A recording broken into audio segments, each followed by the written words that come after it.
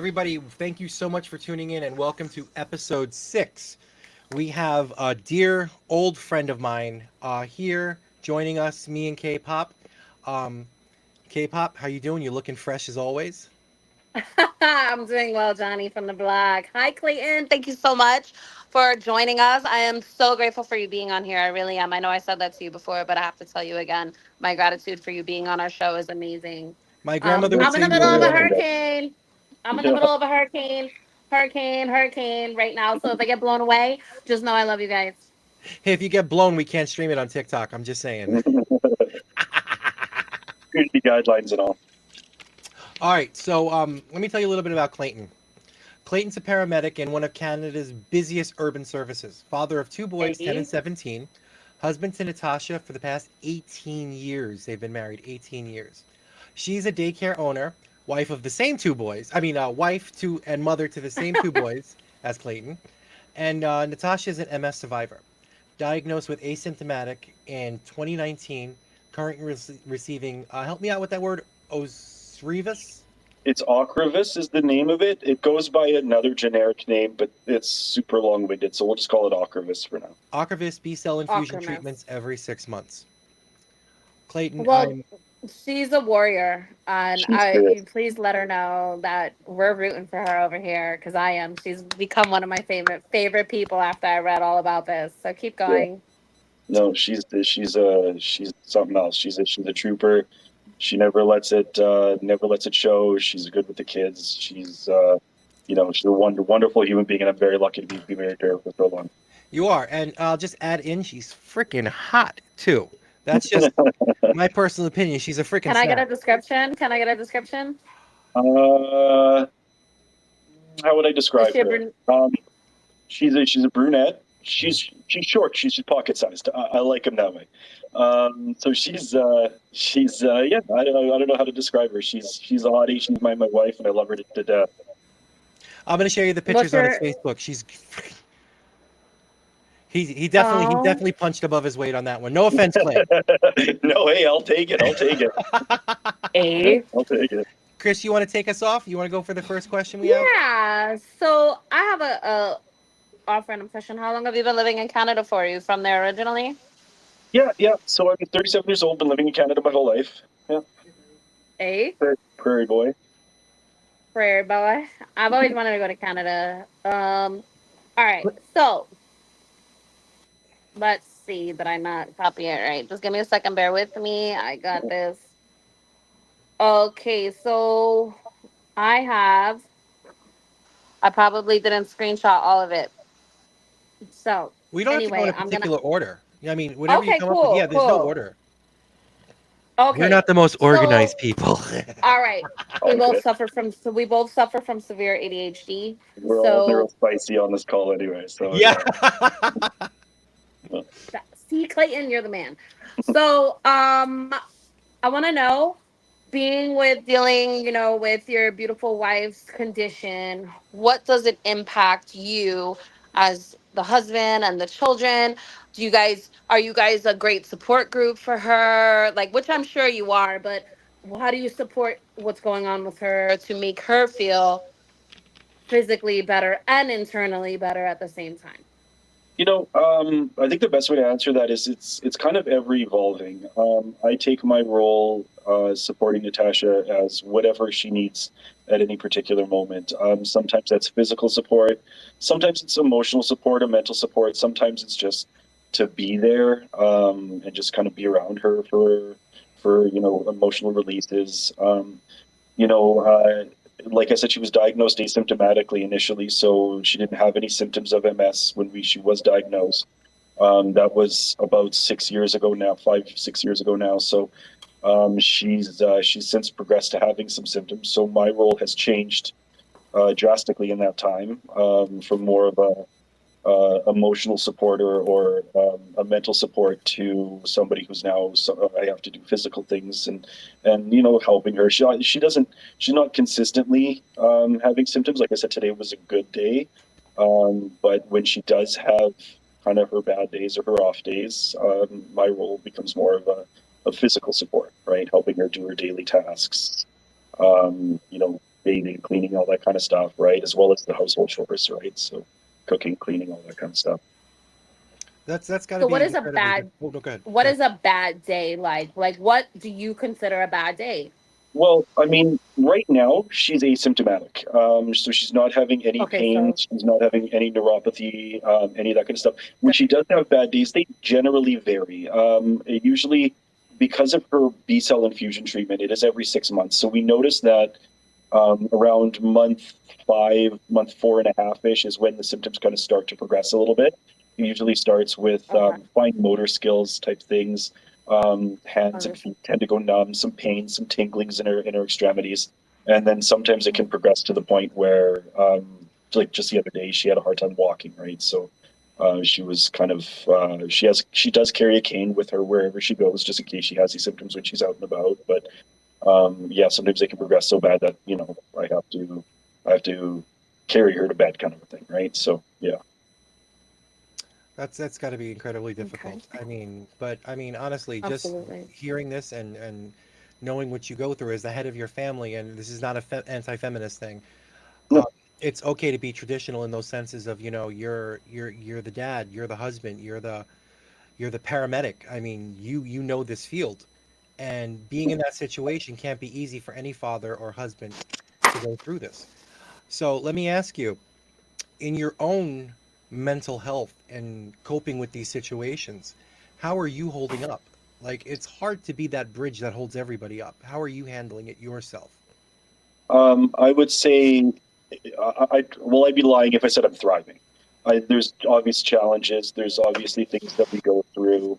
I think it's important for me at least to mention to the listeners too that um, you need to prioritize your mental health. You need to invest in your own mental health. I think a lot of times when we're going through struggles and we're going through hard times, we have a tendency to just kind of put our head down and we're just like, I'll just power through this section. I'll just power through this point, and everything will kind of be better. And um, that doesn't help anybody in the long run. I don't think. I think you need to prioritize and need to make a conscious effort to deal with your own mental health and deal with things that you enjoy, and find different things that you can rely on and relate to, and do, and yeah, just taking it seriously, taking your mental health seriously.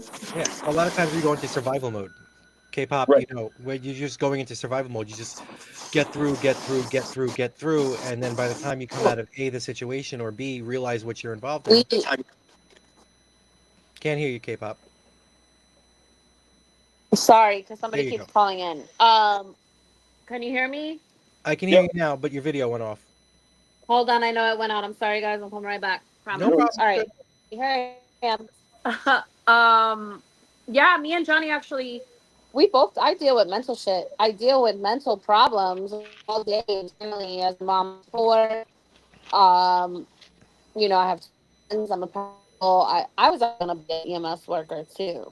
Okay. There, because it says things. No, we Can you can hear me? hear you. I know you're just for everybody when they're recording. Chrissy's K-pop's in Florida right now. Hurricane Helena is likely messing with a lot of interference for out on their cell service. So, It you is. know, It it's is. gonna be It what's gonna is. be. But thank you for getting on here tonight, K-pop. I know you got a lot of stuff going on too. Of Uh, course. No, you I want to go? wouldn't miss this, but I want to get back to Clayton. Can you Go hear me, for it. Clayton? Sure can. Okay, so yeah, I was saying that I was gonna be an EMS worker too, by the way, but I passed the where I had to do it in front of them. I forgot what it was called. But I didn't pass the test, like the written test. I passed the physical exam, but Mhm. I didn't pass the test. So I Okay. never got to do it. But I learned a lot of cool stuff. I got to ride on the ambulance and all that good stuff. So props to you with that. But Thank you. mental health I deal with, I kind of shut down sometimes. I kind of shut down. And Precious Trauma podcast actually was like birthed through mine and Johnny's mental breakdown. Yeah. And it was a Yeah. way for us to help ourselves and help others. Because like we don't feel alone, knowing that everyone else is suffering with things just the way we do. Like, and it could be the smallest thing. Like, I'm fucking broke. You know, I struggle daily, and that's one of my biggest things with depression, especially having all these kids, and I want to go back to school. Oh well, just a short class, but I deal with it. I mean, this podcast helps me, and Yeah. it is very important, like you said, Clayton, that you have to take care of yourself mentally, because if I'm not okay, this whole entire fucking household is not okay. Yeah. It Mhm. is it is it You is brought you distraught. Chris, So you brought up a really good question, and it's something that I thought about. If you don't mind, I'm going to ask him Sure. about the medical system in the United States is different from the medical system in Canada. So, how does the cost of serious illness weigh on you and your family through this situation that you're dealing with? Well, you're exactly right. The medical system between Canada and the United States is very different. I'm not going to say that we do things perfectly here, and I'm sure that you would agree that that the United States doesn't do things perfectly at all either. I think that there's a lot of ways that we can improve the system. But without belaboring the politics of it, I think that at least I don't have to shoulder the burden of financial responsibility as much when it comes to Natasha's illness. There is, there is certain costs that are associated with it, but the reality is it's much lessened here than it would be, elsewhere in the world. And we're so grateful for that. I think her infusions, we looked it up in the United States, would have been about $75,000 a pop. So Yep, it's $150,000 a year correct. um, for her infusions, and they would be that would bankrupt us. Like and she there's wouldn't. no way.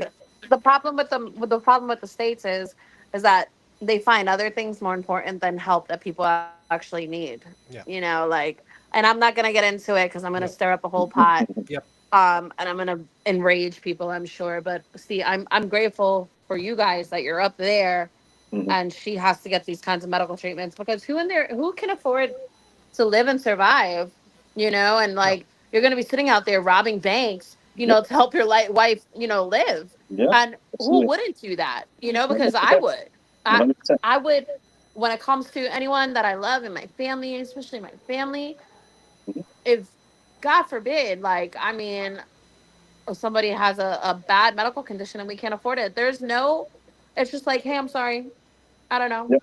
Yep. Like, there's people that are dying here because they Yep. can't get medical help. But let me just shut up, because I was about to yeah. go into a whole. That's Let a me whole just other shut thing. up. That's a whole other thing. Let's Right. keep the focus on Clayton. Well, we have him. We got plenty of stuff we complain about, and it's all accurate and true. Chris, you want to go for the next one? Yeah. So tell me, can I just ask my own Go questions too? for Is it, that dude. okay, Sure. John? Yeah. Absolutely. All right, cool. So tell me about your boys. What are they into? Well, Like, what is it like being a father of two boys? I have two boys, two girls. So it's chaos. I mean, I'm sure you know it's utter chaos. I have a 17-year-old.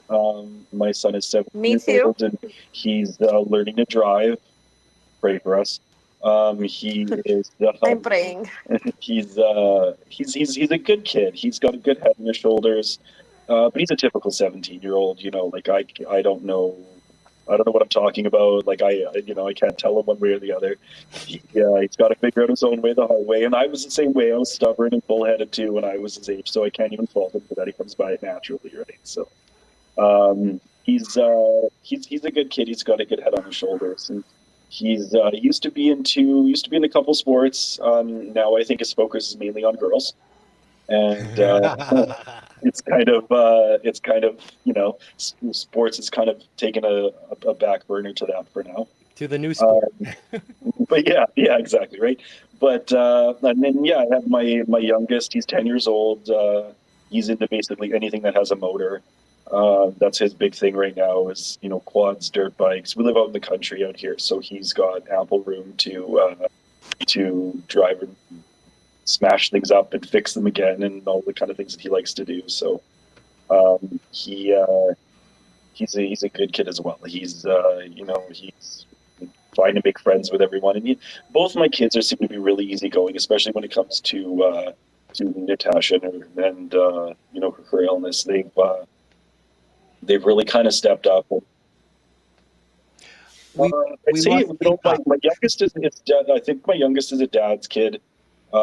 Just because like he likes to get his hands dirty with me, he likes to fix shit, so we do all that kind of stuff together, right? But both of them have taken on a very protective role over Natasha. They're very concerned and very, you know, attentive to her needs, and they've been really good about it. They've, you know, at no point is she wanting, right? Like they're always there by her side to help her through things. They're really good. They're really good kids, and they have really stepped up to this kind of stuff.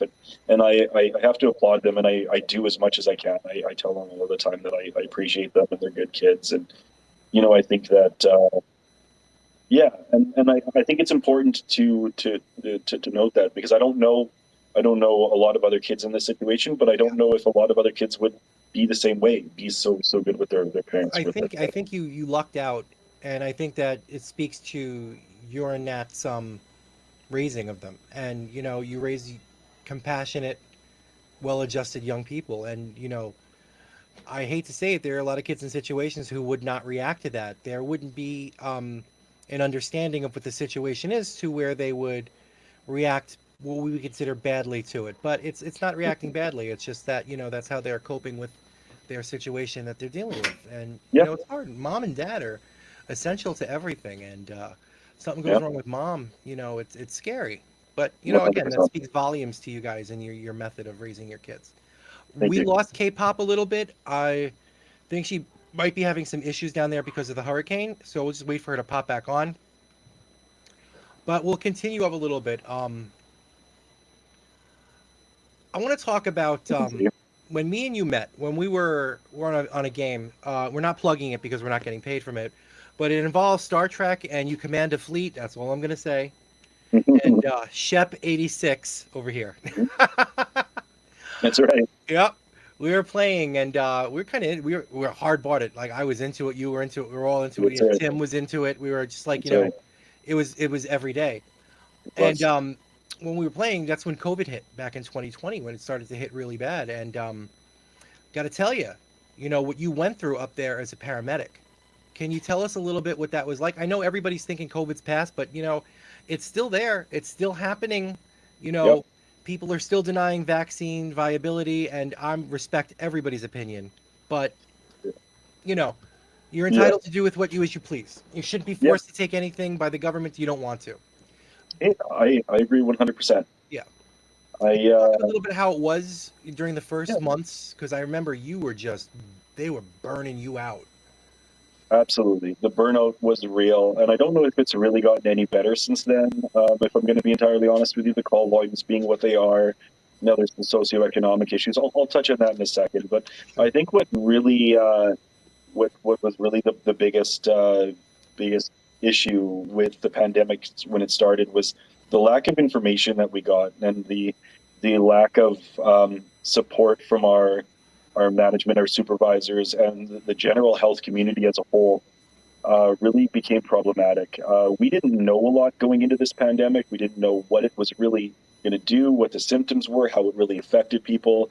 And we were kind of just thrown to the wolves and just asked to kind of make do with whatever we could, and to just kind of figure it out as we go. And you know, given the fact that it was a global health emergency, and everything that was going on, there was not a lot of support on our end, and it caused a substantial amount of burnout in my field. We saw a lot of paramedics that left the field. Some of them had been on for, you know, 15, 17, 20 years that we lost. These people just couldn't hack it anymore. Well, I shouldn't say that. It's not that they couldn't hack it. They just refused to deal with the bullshit anymore, and Yeah. they just left. You know, and I have nothing but respect for them. Like I obviously harbor no resentment for them. They did what they thought was right by them and their families, and personally, I hold all responsibility towards our supervisors and the health community as a whole. They just dropped the ball. 100%. 100%. I got to agree with you because, you know, here and there, I remember very clearly, especially when I first got it, it was April 20th. You personally helped me through a lot of anxiety when I first had it. Like, I Mhm. wasn't talking to doctors, I was talking to you because I trusted your experience and based what you were seeing versus what I seen everybody else. Give me 1 second because I'm trying to get K-pop on. She's Yeah, no worries.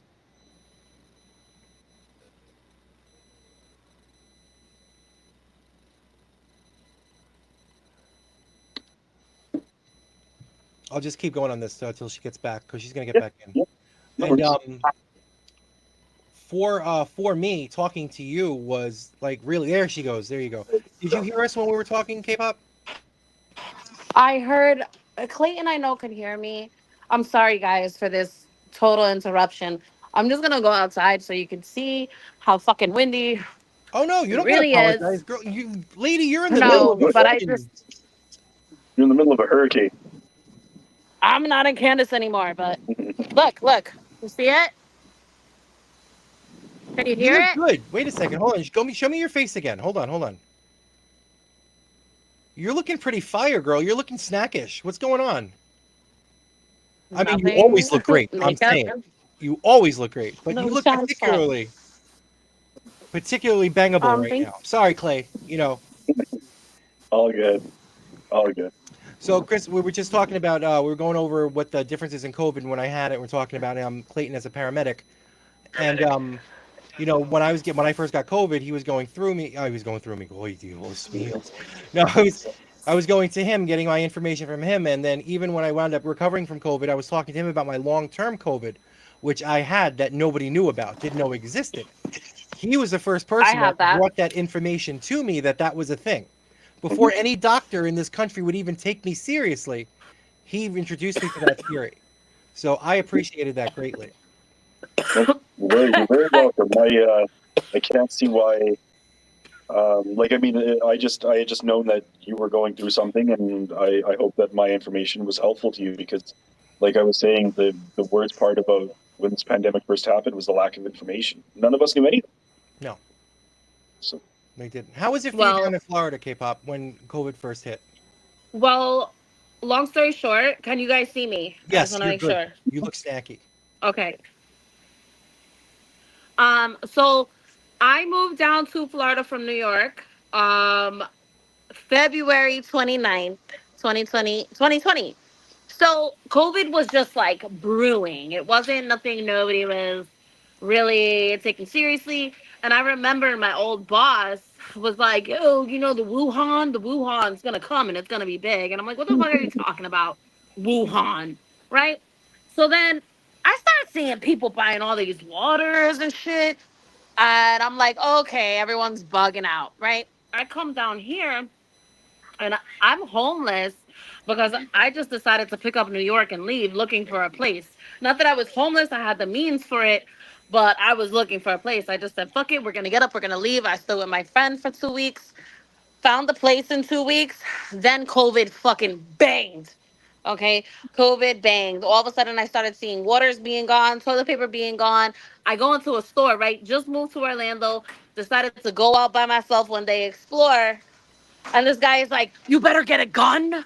You better get rice because it's going down." And I'm like, "What? What the fuck are you talking about?" Yeah. So, anyway, long story short, Disney World shut down, New York City shut down, everything shut down. I was like acting like I was in the movie The 12 Monkeys. You ever seen The 12 Monkeys? yeah, Good movie. Where they're fucking yeah. washing people off and shit. Yeah. I would be the store. I would be the store runner, and I'd come back like, "Oh my god," taking my clothes off because nobody knew what was going on. Long story short, I had two family members die from it. In 2021 in August, they died a week apart from each other. It was my God rest cousin his soul. Rich.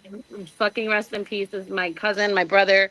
I'm an only child. He was the closest thing that I had to a brother. Spent many summers with him. And his father, my uncle Joey. Rest in peace to both of them. They share the same birthday, November 9th. And they got sick with COVID. My uncle Joey was in a nursing home. If you hear the banging, it's the doors slamming from the hurricane. Don't worry. And my uncle was already in a nursing home and had a lot of underlying conditions. So once we found out that he had COVID, it was so expected that he was going to die. So my aunt was mentally preparing. But my cousin Rich, who was only 43, fucking healthy motherfucker, surfer, a skater, a hunter. Like he did it all, you know, and he was very active, a biker. He became a biker in his last spits of life. Fucking wound up in the hospital at the same time as his dad. They both had COVID. Two separate places they got it from. There were two separate areas. His father wound up dying. Rich wound up dying, and that was one of the hardest losses that I've ever faced to this day. Well, one of the hardest. And I got the shot after that because I got really scared. Like it became real to me. It became real to me because my cousin didn't have any underlying diseases. Yeah. You know, it became real to me at that point. However, my cousin had ammonia, and ammonia has water in your lungs, right? Yep. So him suffering from that one night, he woke up, he couldn't breathe. He couldn't breathe. And he started going into congestive heart failure. And he was on the machine already to breathe. Yeah. And the machine, they started pumping the machine on him more. And so the combustion from the air to the water made basically his heart explode. Jesus. Clay. So he died basically from a heart attack, congestive heart failure with secondary to COVID. Yeah. So I hear a lot that of really people. fucked my family. Yeah. Clay, do you think that a lot And of I got people? sick. I got sick and I was like almost on my deathbed. Sorry to cut you off. I have long term COVID too. So keep Yeah. going, John. Yeah. So do you You're think, right. Clay, that in Canada, especially in Manitoba, where you are, which is more considered to be more rural than the more southern parts of Canada, is that correct? Not necessarily. So within Manitoba, Manitoba is a province, kind of like there's the states, right? Gotcha. So within the province, we have. I live in southern Manitoba, and our closest city has Ontario. well, it's a very it's very much a smaller city to those of you that are in the United States. I know, like you're in New York, and when I say it's got a population of about 850,000 people, that's probably not a lot to you. But here in where I'm from, that's a relatively urban area. Um, and when I talk about the city in which I work in, it's our city has 850,000 people, and it's very socioeconomically disenfranchised. We have Yeah. a very poor segment of the population.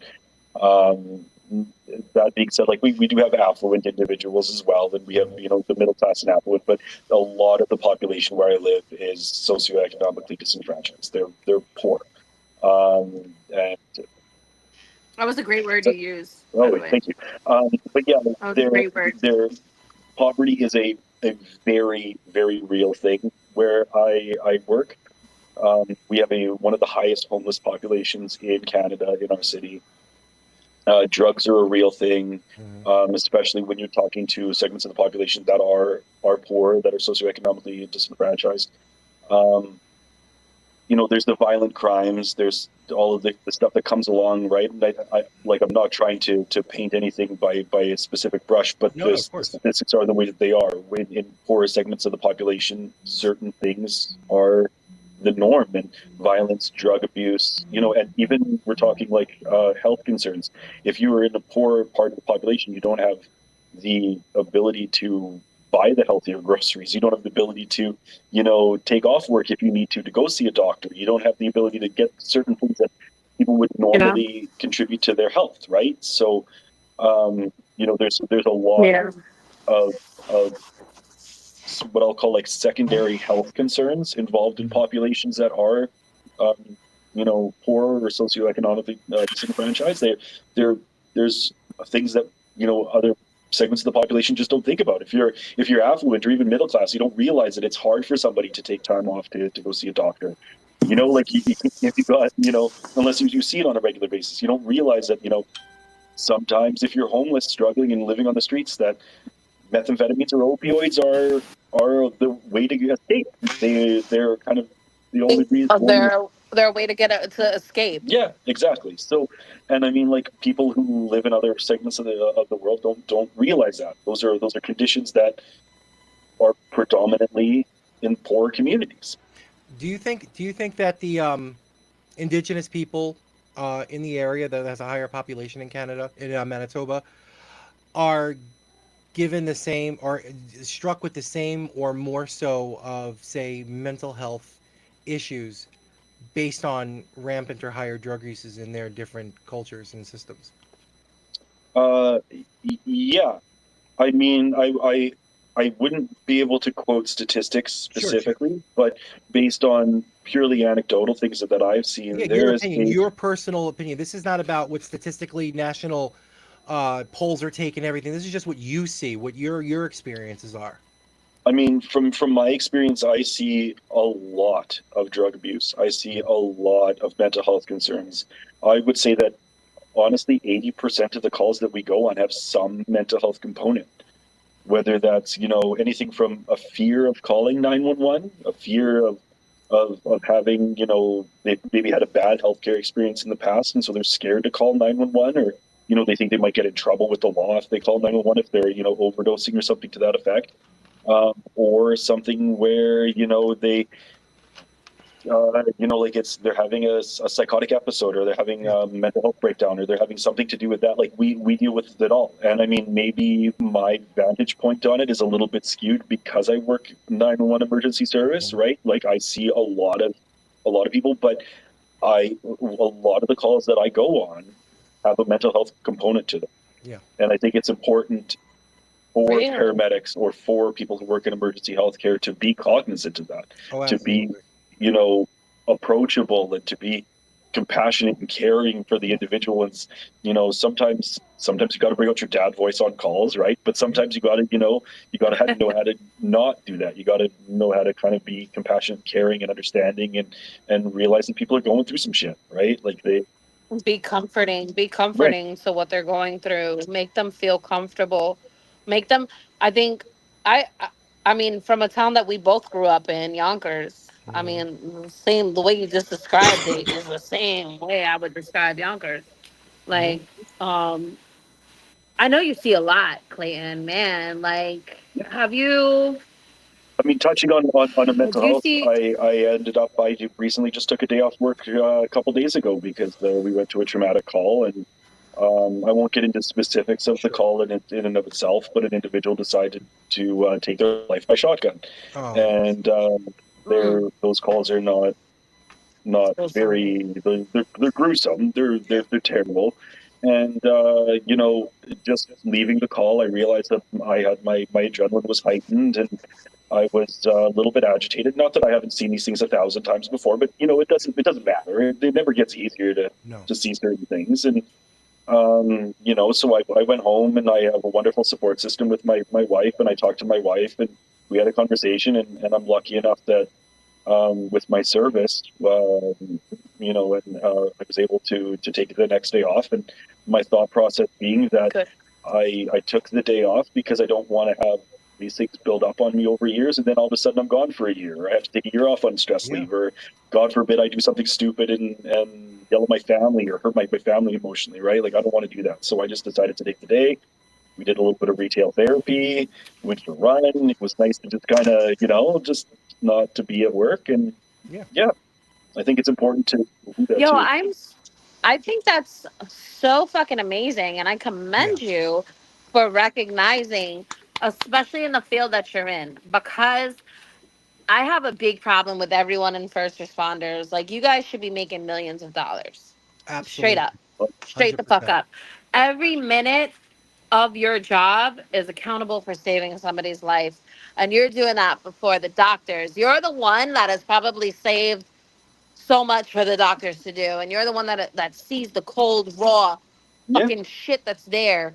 yeah, The blood, the gore, hmm, the pills, the needles, the hmm, gunshots. And you're putting yourself on the line for that as well. yeah, you know so when I learned about what they also make out here, I was very turned off No, by that. Like, it's um despicable. because you guys are the foundation of saving someone's life.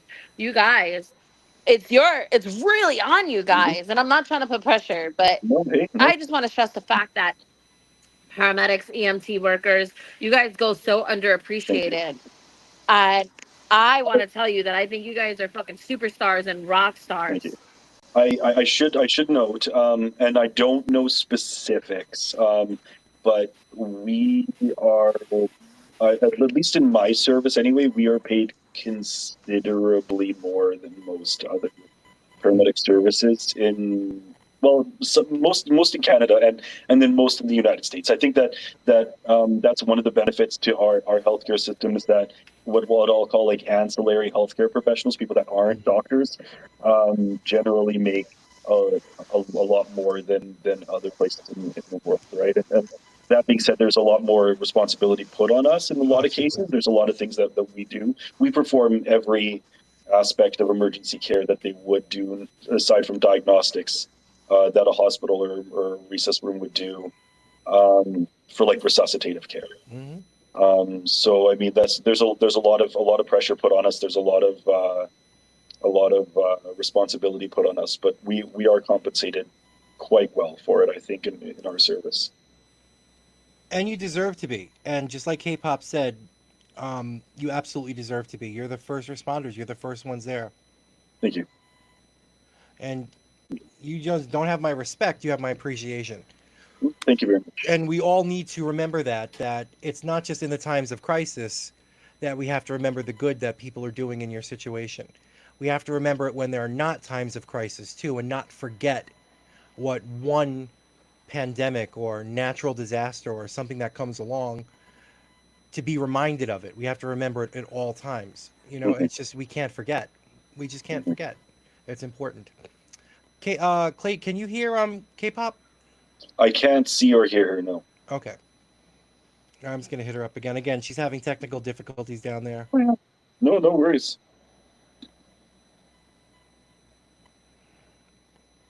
Do you ever get tempted to log into Star Trek Fleet Command again? Yes, absolutely. Every once in a while. Yeah. Absolutely. I still see the ads for it on different places. Dude, I don't know how to play it. I don't know what anything is. After Armadas, I'm done. I got no idea. I have no clue whatsoever what to do. Have you been on in the last little while? Just yesterday, I just hopped in the chat. I'm still in MQ. I'm still in the Maquis. And I got promoted somehow. The admirals changed. There's a whole bunch of new people. I don't know anybody. So, you know, my normal shtick of jumping into the chat with something horrendous to say did not land as good as it used to. So, you know, got a couple of people upset. Yeah, still just, you know, Zap Brannigan, still there, still going. All right. We're going to wait for K-pop to pop on. It's funny. And then we're going to start getting ready to wrap up. I'm going to do some editing on this and everything and make it, you know, great. Once it's done, I'll send you the copy of it. It's going to go through Precious Trauma YouTube, TikTok, Instagram. There she is. Welcome home, my love. Oh, she's gone again. All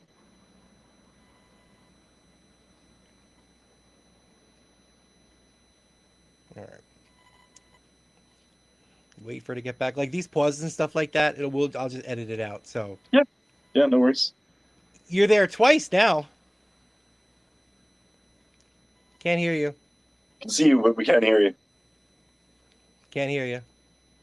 But I know what you just said.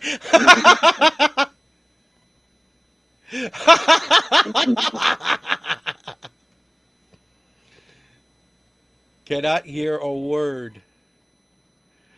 What I love, I'm going to put the idea as lip syncing.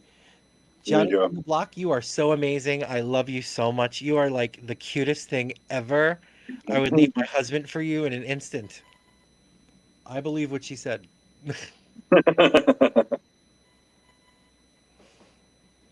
And she's gone again. Oh, again, we'll fix that in editing and whatnot. But yeah, no, go ahead. You go by.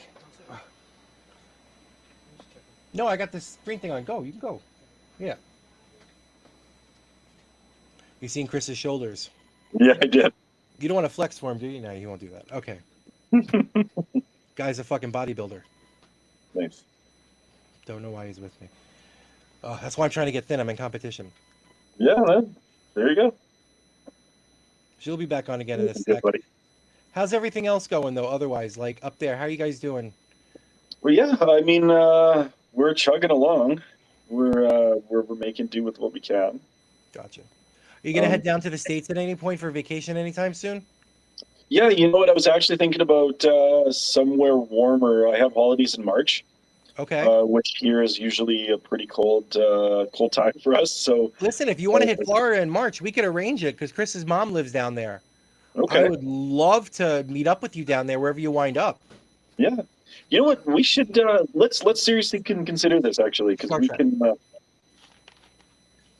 Chris was just asking me if you were from Star Trek or DC Universe. I'm not bad. Shep 86. He said the best line I've ever heard in my life. People are only homophobic because they're concerned that A, they may be gay or dicks are delicious. I know. I still hold that one. If anybody's I can one or two of those, right? Either they're concerned that they don't understand basic science, or they're worried that dicks are delicious. Bro, that was that to this day. I gave Mhm. you credit the first 7 times, and after that I say I made it up myself. But at least I got 7 times out of it. It was freaking hilarious. And I still to this day use that from there. Yeah. Let's see, K-pop's reception of the wind blowing is okay. All right. Do you want to take 5? Or No, you step we're out just for gonna a wrap guard up. and then we can. Okay. Yeah, we're gonna wrap up because she's got no reception. But Clay, I just want to say again, thank you so much for being here. I appreciate it. Again, the goal is to spread information and Yeah. kill some of the misconceptions of mental health and what people go through. I think you're what my grandmother say a mensch for being as strong as you are for your family and everything you're doing. And I'm gonna see if I can get Chrissy on Messenger real quick.